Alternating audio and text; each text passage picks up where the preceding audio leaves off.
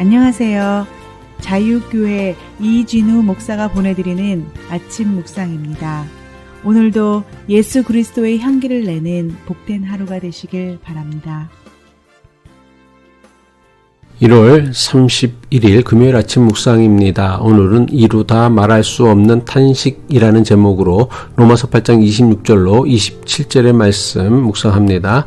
이와 같이 성령께서도 우리의 약함을 도와주십니다. 우리는 어떻게 기도해야 할지도 알지 못하지만 성령께서 친히 이루다 말할 수 없는 탄식으로 우리를 대신하여 간구하여 주십니다. 사람의 마음을 꿰뚫어 보시는 하나님께서는 성령의 생각이 어떠한지를 아십니다. 성령께서 하나님의 뜻을 따라 성도를 대신하여 간구하시기 때문입니다. 바울은 성령께서는 우리의 약함을 아시고 우리를 도와주신다고 말씀합니다. 여기서 우리의 약함은 구원을 간절히 바라면서도 막상 구원을 위하여 어떻게 기도해야 할지도 모르는 우리의 연약함입니다. 로마서 8장 26절 후반부죠. 우리는 어떻게 기도해야 할지도 알지 못하지만 성령께서 친히 이루다 말할 수 없는 탄식으로 우리를 대신하여 간구하여 주십니다. 어떻게 기도해야 할지 알지 못한다는 것은 우리가 하나님의 뜻대로 기도하지 못한다는 것입니다. 비록 우리는 열심을 내어 기도하지만 막상 우리의 기도는 하나님의 뜻대로 하는 기도가 아니라는 것입니다. 하지만 성령께서는 우리의 연약함을 아시고 우리의 구원을 위하여 대신하여 간구하여 주신다는 것입니다. 다시 말해 하나님께서 우리의 기도에 응답하여 우리의 구원을 이루어 가는 것이 아니라 우리를 대신하여 우리를 위해 간구하시는 성령의 기도를 통해 우리의 구원을 이루어 간다는 것입니다. 이것을 설명하고 있는 말씀이 로마서 8장 27절의 말씀입니다. 로마서 8장 27절 전반부죠. 사람의 마음을 꿰뚫어 보시는 하나님께서는 성령의 생각이 어떠한지를 아십니다.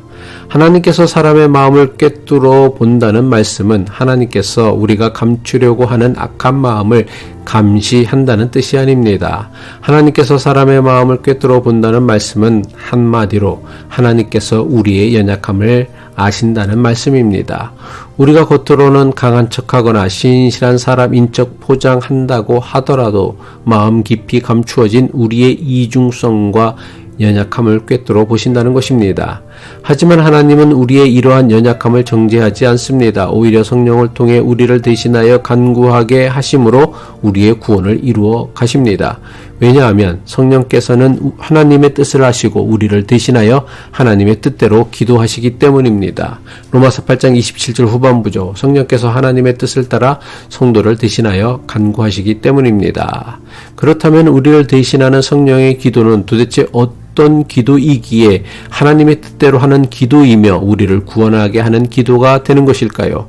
바울은 성령의 기도를 이루다 말할 수 없는 탄식으로 우리를 대신하여 간구하여 주시는 것이라고 설명합니다. 로마서 8장 26절 후반부죠.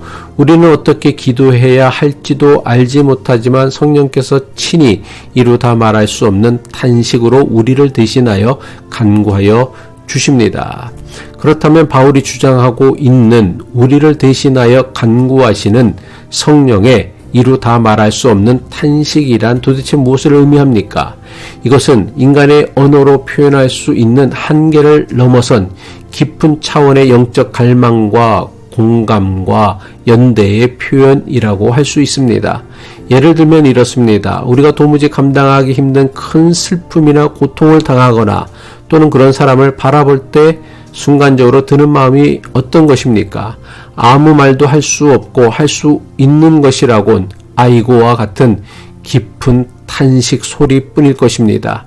이것이 말할 수 없는 탄식입니다. 한마디로 이루 말할 수 없는 탄식이란 사람의 말로는 표현할 수 없는 또는 사람의 그 어떤 말로 담아낼 수 없는 안타까운 심정을 의미하는 것입니다.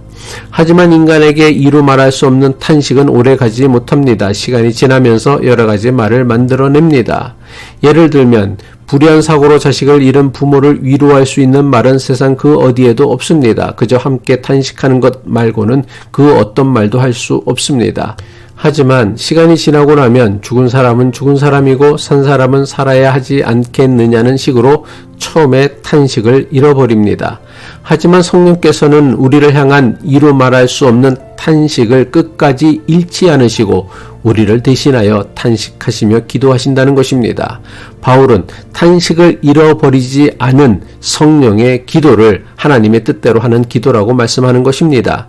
다시 말해 우리가 이 세상에서 이것이 하나님의 뜻이라고 단정할 수 있는 것이 있다면 그것은 바로 이루 말할 수 없는 탄식이라는 것입니다.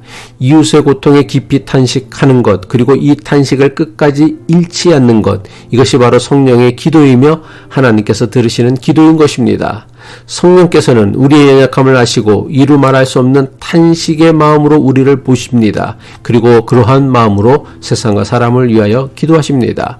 우리가 세상에서 하나님의 뜻대로 기도한다는 것, 하나님의 뜻대로 산다는 것은 이러한 이루 말할 수 없는 탄식이 있느냐에 달려 있습니다.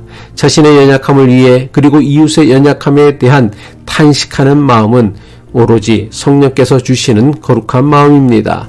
탄식하는 이 마음을 잃지 않아야 합니다. 이 마음을 가지고 자신을 위해 그리고 세상을 위해 기도해야 합니다. 기도하겠습니다. 사랑과 자비의 하나님 아버지, 우리가 어떻게 기도해야 할지 몰라 연약할 때에 성령께서 이루 다 말할 수 없는 탄식으로 우리를 위해 간구하심을 감사합니다. 우리를 향한 그 끝없는 공감과 연대를 기억하게 하시고 우리 역시 이웃의 고통을 깊이 탄식하며 하나님의 뜻을 구하는 기도를 드릴 수 있도록 인도해 주옵소서. 예수 그리스도의 이름으로 기도합니다.